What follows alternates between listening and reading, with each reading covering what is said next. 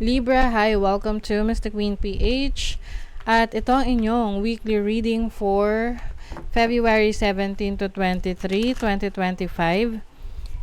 If you're interested in private readings, meron tayong link sa description at sa pinned comment. Pakicheck nyo na lang information kung paano mag-book for a private reading. And please subscribe to our channel to show your support. Like, share this video, at comment na rin kayo kung kayo ay naka-resonate. And thank you sa mga hindi nagsiskip ng ads. Okay, Libra, let's see what's up with you this week. Para sa mga Libra dyan. Take action. O, meron ka ng gagawing action. Inspired action. Gagawin mo na. Hindi lang iisipin. Or hindi mo na lang siya iniisip kasi gagawa ka na ng hakbang. Finally, flexibility. So, you are also going to be efficient ngayong week na to. Maaring marami kang kayang gawin this week. Pwedeng may mga pagsasabay-sabayan ka. Multitasking, kumbaga, para magawa mo na or ma-achieve mo yung goals mo.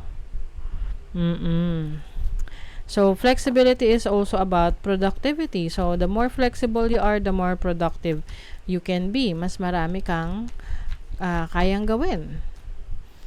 And itong flexibility is also learning new things kasi mas flexible ka pag mas marami kang alam. 'Di ba?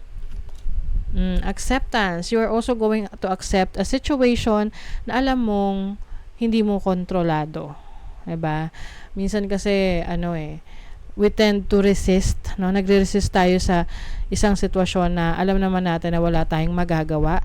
But the moment na i-accept mo yung situation na yon, the more na mas magiging madali lang para sa'yo na i-navigate yung situation or magawa ng solusyon ng isang problema. This can also be accepting yourself for who you really are or accepting the situation with someone. Or pwedeng yung iba sa inyo, meron kayong matatanggap na regalo galing sa isang tao na importante sa inyo. O, diba?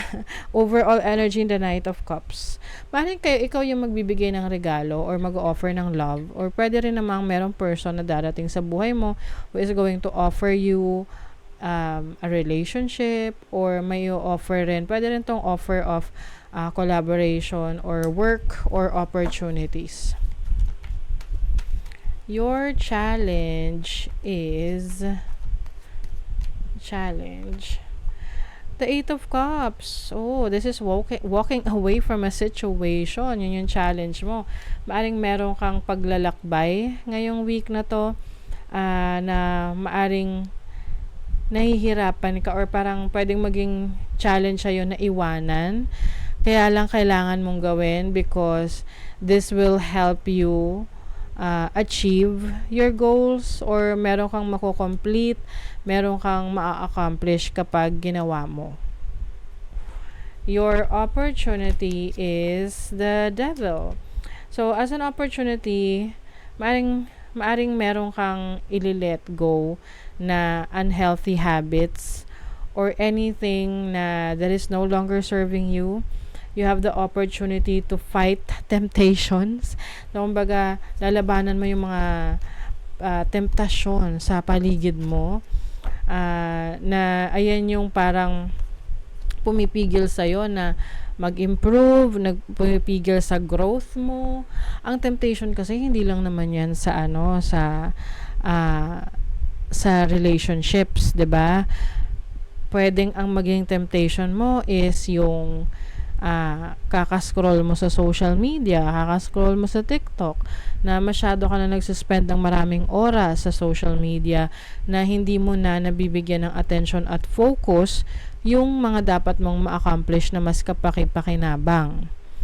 Yung iba guilty dyan. Ako rin, guilty rin ako sa ganyan. Na minsan, parang nagpapadala tayo doon sa temptation sa paligid natin, yung mga distractions na yan, at hindi natin nagagawa yung task natin. So, kumbaga, anything na sobra, syempre masama, no? Nakakasama ito sa atin at hindi tayo nagiging productive. So, may opportunity ka na iwasan ang mga temptations and unhealthy habits. And then your blessing is the Hermit. So as a blessing, you will find happiness, contentment in solitude. Yung pagiging mag-isa. Pag sinabi natin mag-isa, it doesn't mean na wala ka ng wala ka ng pamilya or wala nang nagmamahal sa iyo.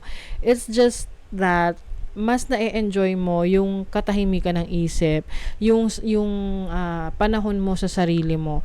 Kasi minsan, we spend so much time with other people dahil maaring yung iba natatakot na just to be with themselves kasi pwedeng meron silang mga naiisip na that will just trigger yung past nila, ganyan, or maaring may mga bagay na makapagpalungkot sa kanila. But for some of you, the blessing is yung peace of mind na may experience mo the moment na you confront yourself, or the moment na bigyan mo ng time yung sarili mo na i-reassess yung situation mo. Ano ba yung mga bagay na gusto mong ma-achieve? Ano ba yung mga bagay na pumipigil sa'yo para ma-achieve mo yung goals mo? Ano ba yung mga bagay na kailangan mo nang i-let go para makapag-focus ka doon sa destination na gusto mong mapuntahan or marating, 'di ba? Let's see what else. May excess baggage, may unresolved issue. So I think ito na yung finally haharapin mo, mga kailangan mong ayusin, yung mga burdens, mga responsibilities na kailangan mong harapin at i-work out, no, para hindi ka laging umiiwas. And syempre pag lagi mo iniiwasan yan, hindi rin naman nawawala yan kung iiwasan mo. Nandyan pa rin yan.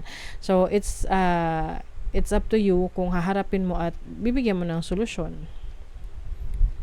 Meron kang choices or meron kang gagawing decision. Isang malaking decision ngayong week na to. I think this decision is about the path, yung landas na tatahakin mo talaga. Ano yung kailangan mo ng talikuran, i-let go para maka-move forward ka na. You are also going to tap into your creative talents, your creative skills. I think mas magiging parang lilibangin mo yung sarili mo sa mga bagay na mas productive. Oo. Dear, trust. Approach the situation with a light heart. You have to trust yourself. Kailangan magtiwala ka sa sarili mong kakayanan na kaya mo. Kasi kung hindi ka magtitiwala sa sarili mo, kahit yung isang step na yan, hindi mo magagawa. 'Di ba? So, for you to be able to take that inspired action, first, you have to accept kung ano yung kakayanan mo, kung ano yung mga bagay na kailangan mong baguhin, and then magtiwala ka sa sarili mo. And then, definitely, you will be able to move forward. Kasi, naniniwala ka sa kakayanan mo eh. You believe in yourself. You trust yourself. So, that is your reading, Libra. Thank you so much. See you again.